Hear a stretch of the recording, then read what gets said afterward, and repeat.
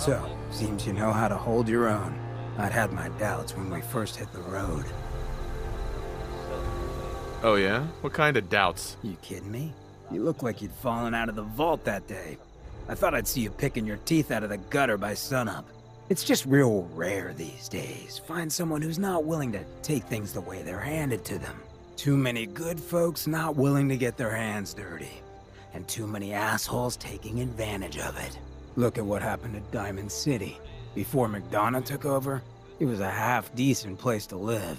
A little stricter than I usually go for, but not terrible. I thought he and I had a pretty happy childhood. But then he decides he's gonna try and get elected with his anti-ghoul crusade. Mankind for McDonough. Before you know it, you got families with kids lining up to drag folks they call neighbor out of their homes and throw them to the ruins.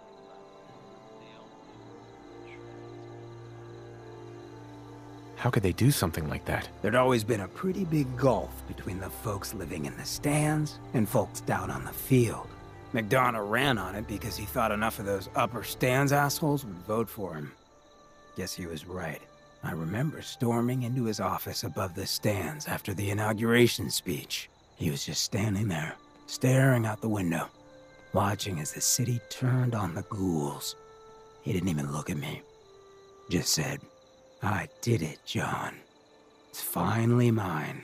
Should have killed him right there, but I don't think it would have changed anything. Instead, I pleaded with him, begged him to call it off.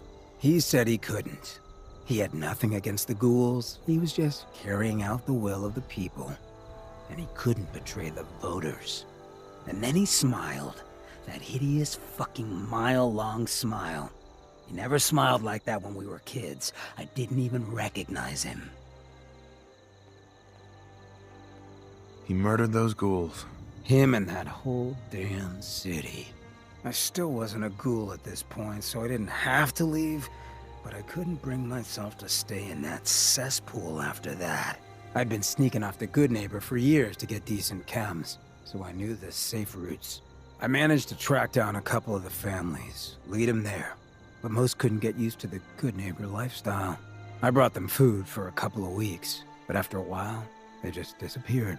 Folks in Diamond City signed their death warrants, and all the good people were willing to just sit by and watch. I felt like I was the only one who saw how screwed up things truly were, who couldn't just pretend things were fine. Still feel that way. Or I did. Until I met you. I know I run my mouth, but having someone who sees the world for what it is, and is willing to do something about it, it's meant a lot to me. I feel damn lucky to have you as a friend.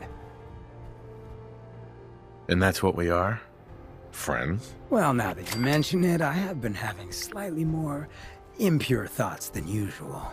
Maybe we'll get to act on those. But I guess we should probably head out, huh? After you.